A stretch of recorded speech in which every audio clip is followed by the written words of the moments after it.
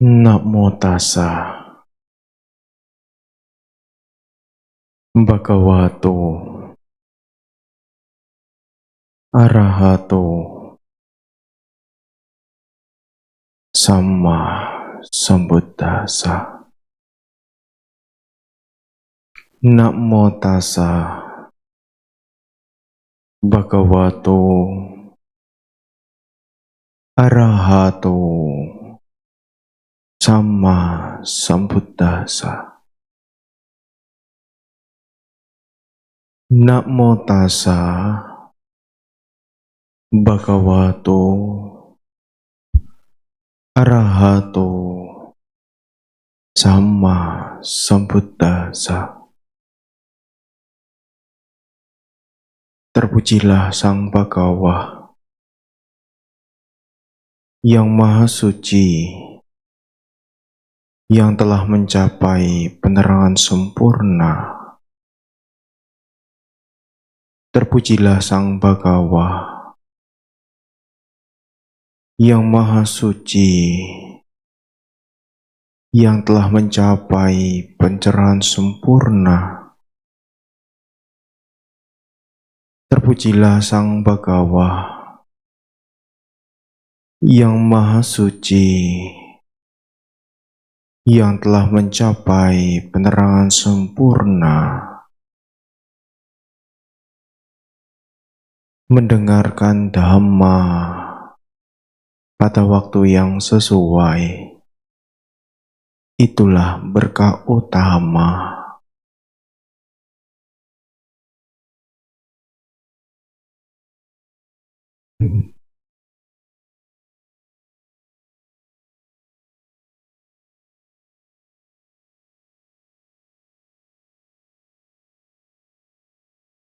Pimpinan puja yang saya hormati, Bapak Ibu, Saudara, Saudari sekalian, selamat pagi, terpujilah Sang Buddha, Namo Buddhaya.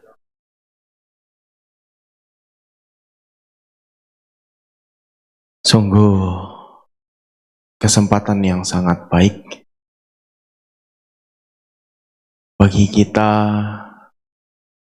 bisa kumpul bersama dan melakukan puja bakti pada pagi hari ini. Bagaimana kabarnya Bapak Ibu? Ada yang sakit? Ada yang ngantuk? Ada yang lapar? Ya, tenang saja semuanya. Ya. Kalau ngantuk, nanti pulang tidur. Kalau lapar, tadi di bawah saya spoiler sedikit, ada konsumsi. Ya.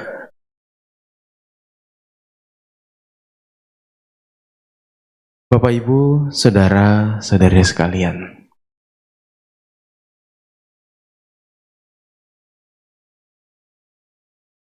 saya pagi ini diminta oleh pengurus untuk memberikan pesan Dhamma kepada Bapak Ibu.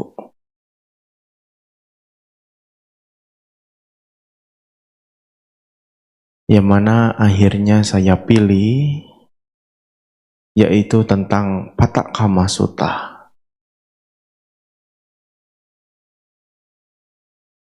Karena apa? Ya,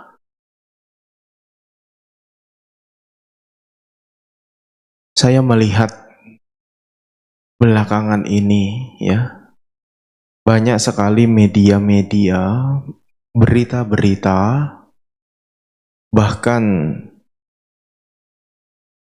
di dalam media sosial itu sendiri, ya, banyak sekali orang-orang yang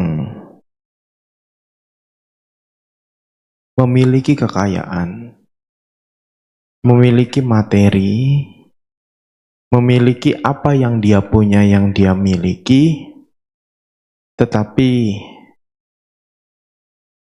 dia tidak bisa menggunakan materi yang dia punya, yang dia miliki ini dengan baik-baik.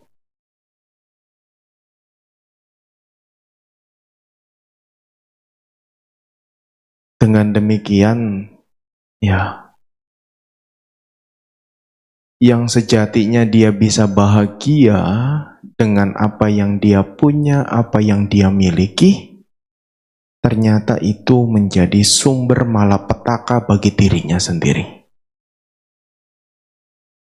Anda tahu ya, banyak ya para influencer dan lain sebagainya yang pamer kekayaannya, merasa bangga dengan kekayaannya, menjual dirinya karena kaya dan lain sebagainya. Ternyata ujung-ujungnya apa? Barang yang dia punya, yang dia miliki ternyata ya entah dari mana asalnya. Akibatnya ya bagi mereka-mereka yang seperti itu ya sekarang ditangkap penjara. Banyak sekali konten-konten flexing. Dari situlah akhirnya saya mengulik, ada ndak suta-suta yang diajarkan oleh Guru Agung Buddha kepada para perumah tangga tentang bagaimana caranya hidup sesuai dengan Dhamma, dengan memanfaatkan apa yang dipunya dan dimiliki. Ternyata ada, ya. Ternyata ada, yaitu adalah Patakama Sutta itu sendiri. Jadi banyak ya, semalam juga sudah saya singgung ya. Ada beberapa suta-suta yang memang secara khusus beliau, Guru Agung kita ajarkan kepada para perumah tangga, yang mana memang jumlahnya tidak banyak. Dari sekian banyak suta yang beliau ajarkan, Dhamma yang beliau ajarkan hanya kurang lebih 130-140 suta saja yang beliau pure berikan kepada para perumah tangga. Selebihnya ya kepada para biku atau kepada yang lain-lain. Nah, dari sekian suta ini saya kulik dapat Patakama Sutta. Ya, jadi Patakama Sutta adalah suta tentang penggunaan harta kekayaan dengan benar. Ya, beliau pada zaman itu ya punya dua murid utama perumah tangga, yaitu Anathapindika dan Ibu Wisaka. Yang mana tentu beliau, Guru Agung Buddha, hampir 25 tahun menghabiskan waktunya tinggal di wihara tempat Anathapindika.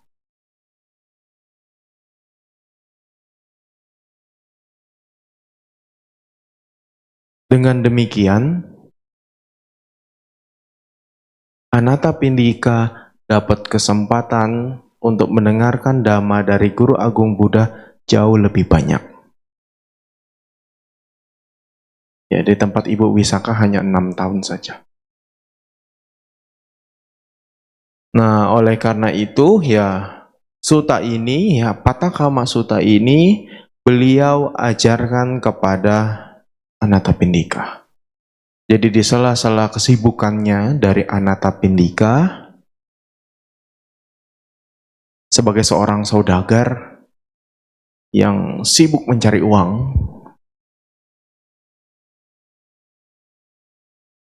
ketika dia berada di tempat kediamannya, ya ketika Sang Buddha mengetahui, ya Sang Buddha bertemu dengan Anathapindika dan memberikan khotbah ini. Agar apa? Agar Anathapindika, walaupun dia sibuk sekali dengan kehidupannya sebagai para perumah tangga, yang sibuk mencari uang, sibuk mencari nafkah, dan dia tetap bisa memanfaatkan kesibukannya itu dan hidup sesuai dengan dhamma.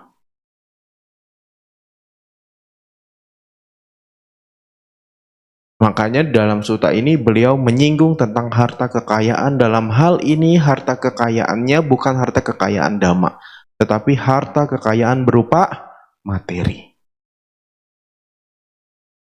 Dan saya rasa ini juga memang ya sudah menjadi bagian dari kehidupan saat ini. Ya. Pagi ini puja baktinya rame. Ini berapa orang nih? 70 ada, 80 ada. Tadi malam dhamma kelas hanya berapa? 5 orang. Ya.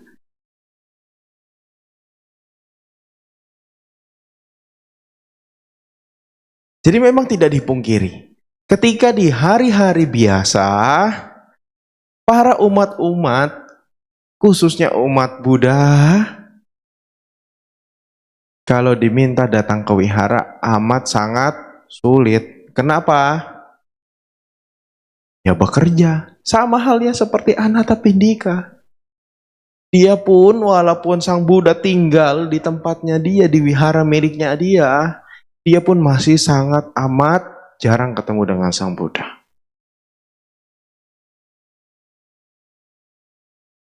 Sekalinya ketemu akhirnya Sang Buddha memberikan khotbah ini. Ini pula yang saya mau berikan kepada Anda. Biar apa? Biar Anda tidak terlena.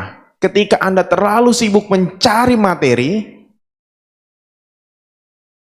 datang ke wihara cuma seminggu sekali, itu pun cuma 2-3 jam. Kalau Anda tidak punya pemahaman, nanti Anda akan terlena. Akhirnya apa? Ngikutin apa yang sedang FYP di media sosial. Ya. Akhirnya banyak orang yang ngikut-ngikut kayak gitu. Ya, ternyata itu tidak bermanfaat. Nah, Sang Buddha menasihati Anathapindika ada 4 hal, 4 cara, 4 pembagian agar Anda sebagai perumah tangga, walaupun Anda sibuk mencari uang, mencari nafkah, mencari rezeki, Anda masih bisa tetap mempraktekkan ajaran Guru Agung Buddha walaupun Anda jarang datang ke wihara.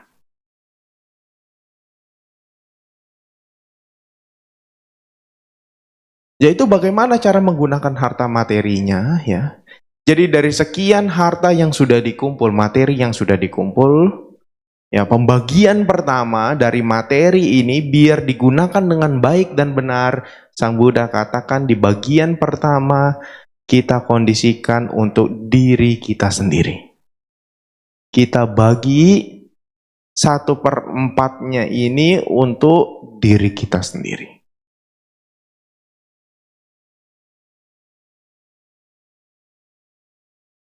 Kenapa? Untuk diri sendiri.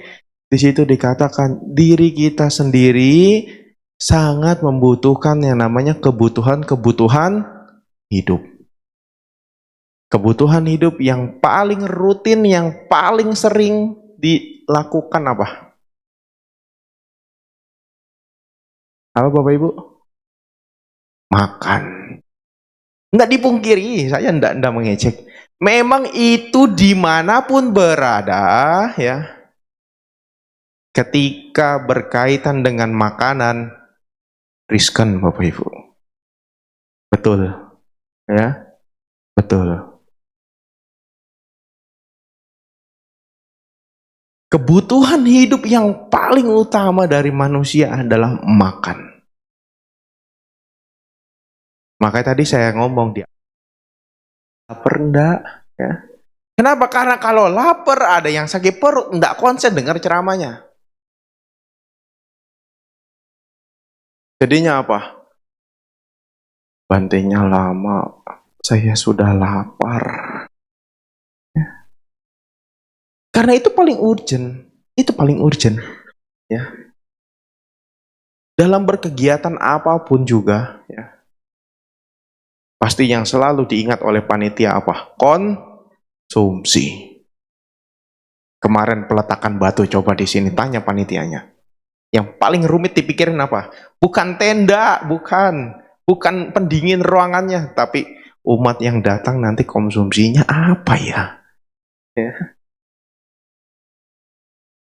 Itu memang yang urgent. Jadi pembagian yang pertama, untuk kebutuhan hidup kita minimal dalam hal makanan, kita bisa melakukannya dari materi yang Anda punya. Jadi Anda menggunakan materi ini dengan sebaik-baik mungkin, sebermanfaat mungkin untuk diri Anda. Yang lain-lain juga butuh pakaian ya dan lain-lainnya. Tetapi itu tidak sering ya. Nggak mungkin tuh Anda tiap hari beli pakaian, tiap hari beli kosmetik, lalu apalagi ya? Tiap hari beli sendal, beli sepatu, nanti jadi ruko rumah Anda. Ya. Tapi yang lebih sering kan ya, yang dibeli setiap hari yaitu makanan. Ya. Jadi Anda minimal untuk keberlangsungan hidup bagi diri Anda, ya Anda bisa kondisikan dibagi. Ya, Sang Buddha ingatkan kepada Anathapindika. Lalu pembagian yang kedua. Pembagian yang kedua, Sang Buddha katakan kepada Anathapindika, setelah diri sendiri mendapatkan bagian, selanjutnya bagian kedua dibagi juga kepada keluarga. Kepada keluarga. Ya tentu karena keluarga ya pasti kepada istri, suami, anak, orang tua.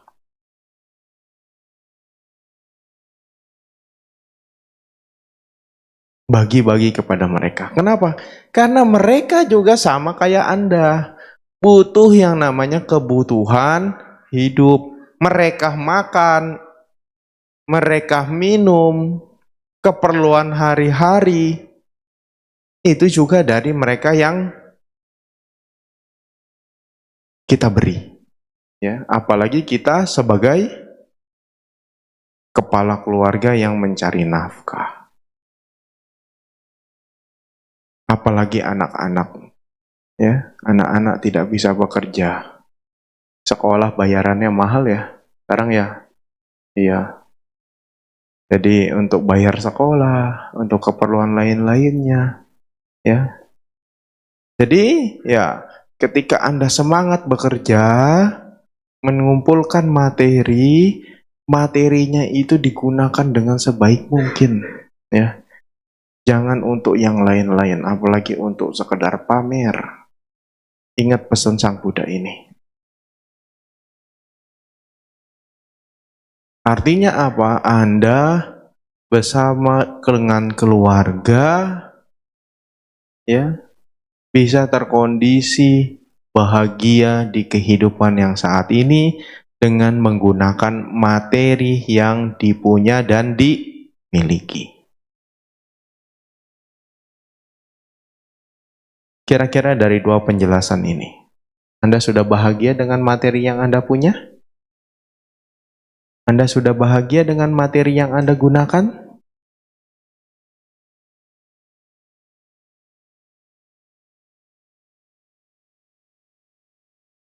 Apakah Anda tidak bisa menerima dengan materi itu?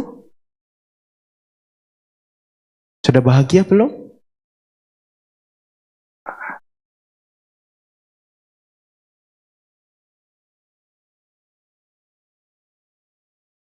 Harapannya tentu kita bahagia.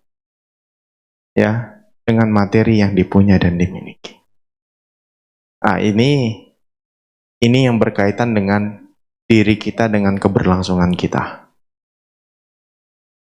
Lalu yang ketiga, Sang Buddha juga mengingatkan pentingnya kita untuk menyimpan. Ya. Pentingnya kita untuk menyimpan. Kenapa? Karena dengan kita menyimpan, kita memiliki tabungan, ya, jikalau suatu saat nanti ada hal-hal yang tidak diinginkan terjadi kepada diri kita, Dengan tabungan itu, dengan simpanan itu, kita bisa menggunakan itu dikala kita benar-benar membutuhkan. Ya. Jadi jangan sampai ketika kita sudah punya materi, kita lupa, kita gunakan. Udah pokoknya saat ini habis gajian langsung dihabiskan. Jangan seperti itu. Saya mudah mengingatkan kita yang ketiga yaitu dibagi bagian ketiga ini untuk perlindungan diri sendiri. Ya mungkin saja nanti suatu saat ketika kita tiba-tiba sakit, ya, atau ada bencana-bencana alam, ya,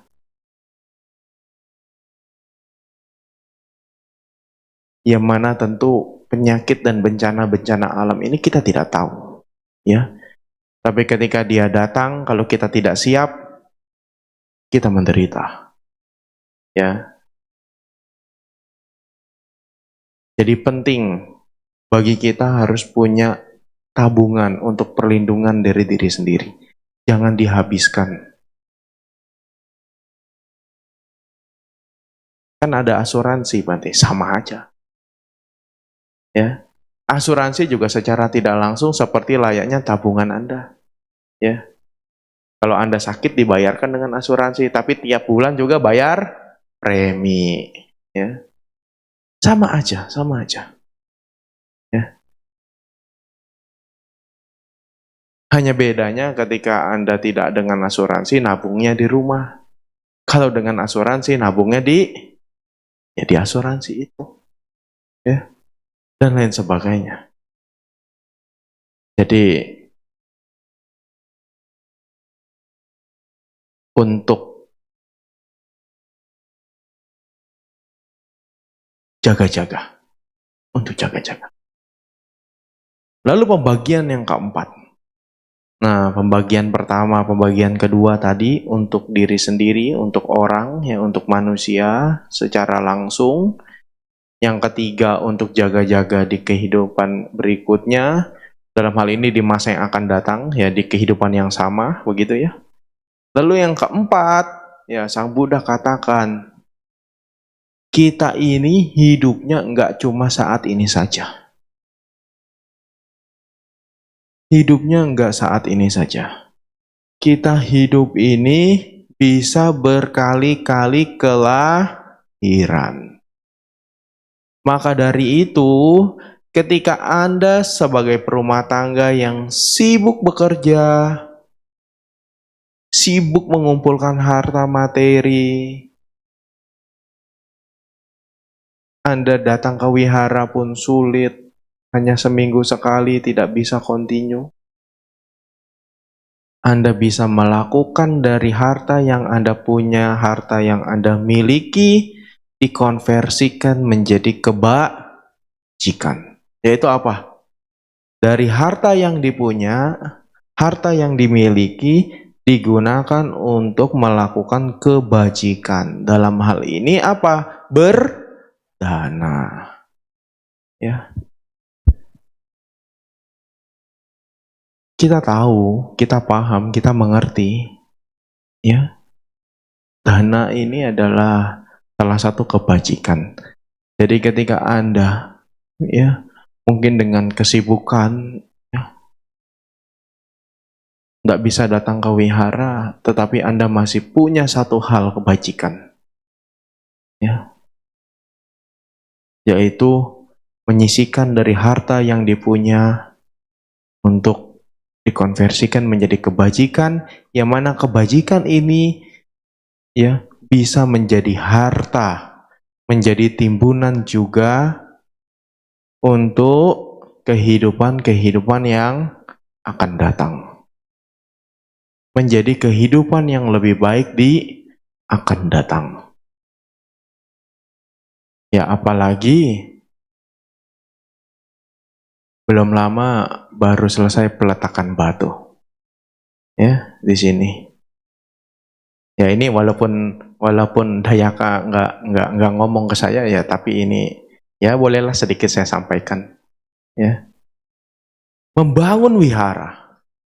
membangun tempat baru, butuh dana yang besar. Keberlangsungan wihara itu semua berkat dari umat-umatnya. Dari mana? Ya, salah satunya adalah dana paramita. Dana paramita. Jadi ketika ada kesempatan baik Anda bisa melakukan kebajikan, dalam hal ini berdana, apalagi wihara ini juga lagi mau bangun, ketika Anda bisa menyupport materi yang Anda punya, maka ya bangunannya bisa segera selesai, segera rampung, tidak terbengkalai, dan akhirnya Anda sendiri juga yang menikmatinya.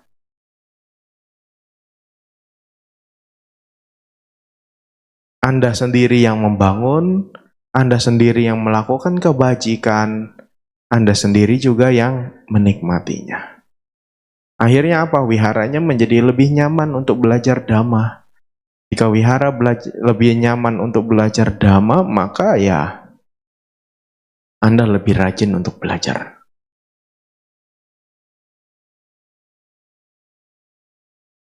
Jadi dalam hal ini sebenarnya Sang Buddha sudah menganalisa, ya. Sesibuk-sibuk apapun manusia, khususnya para perumah tangga, umat-umat Buddha, walaupun dia sangat amat sulit untuk datang ke wihara, tetapi ketika dia bisa mempraktekkan 4 hal ini, maka ini juga bisa membawa kepada manfaat bagi dirinya sendiri, bagi keluarga, bagi orang lain, dan bagi dirinya sendiri di kehidupan yang akan datang. Kelihatannya 4 ini simple. Tetapi ini adalah ajaran dari Guru Agung Buddha. Saya tidak tahu Anda semua sudah mempraktekkan ini belum, sudah menjalani ini belum, ada pembagian-pembagian seperti ini atau tidak, ya. Tetapi saya pikir ini penting, ya, sebagai pengingat agar kita tidak mudah terlena dengan apa yang kita punya, kita miliki. Dalam hal ini adalah materi. Akhirnya Sang Buddha katakan, kekayaan itu ya bukan satu hal yang salah, ya. Beliau memuji orang-orang yang kaya raya. Tetapi beliau lebih mengarahkannya kepada apa? Kepada bagaimana cara menggunakan kekayaannya. Ya. Karena apa? Kekayaan itu ya bisa dikatakan sebagai alat, ya. Sebagai alat untuk kita jadikan sebagai pengembangan bagi diri kita sendiri. Ya. Agar kita bisa bahagia. Dengan demikian, ya, tidak ada lagi tuh, ya, yang kita lihat di media sosial, yang flexing, pamer kekayaannya dan lain sebagainya. Ya, karena apa? Pada dasarnya Sang Buddha menitik beratkan kepada hidup yang sederhana. Walaupun Anda punya materi yang banyak, materi yang berkelimpahan, materi yang cukup, tapi tidak perlu untuk dipamer-pamerkan. Ya, tidak perlu untuk dipamer-pamerkan. Itulah sesungguhnya yang beliau ajarkan kepada kita. Hidup dengan sederhana.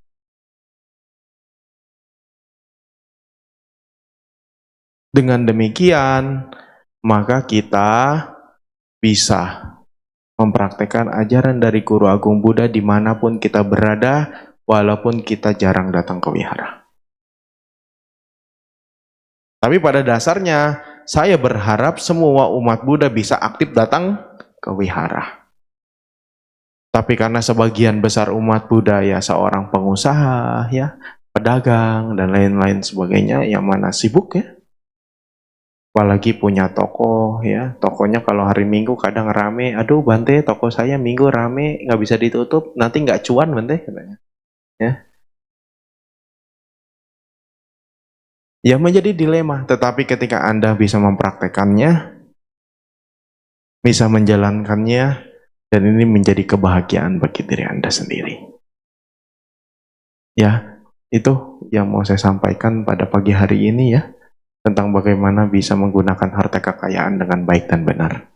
Ya, semoga kita semakin maju dalam dhamma, sabi sata, bawantu, sugitata.